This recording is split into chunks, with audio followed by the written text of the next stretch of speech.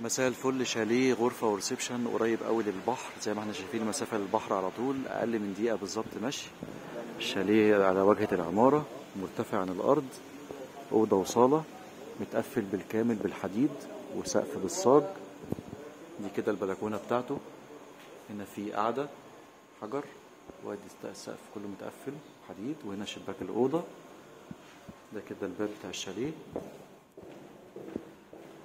هنا مطبخ كبير، صالة حلوة معقولة، مطبخ حلو، مساحته حلوة جدا.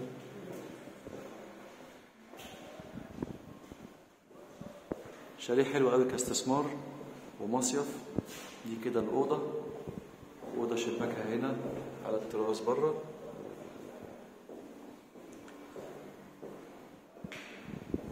وهنا كده الحمام.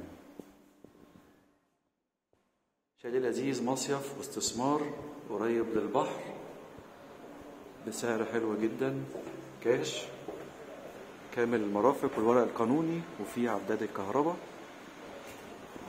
ودي كده احنا طالعين باب الشاليه، وادي المسافة للبحر بالظبط أقل من دقيقة مشي.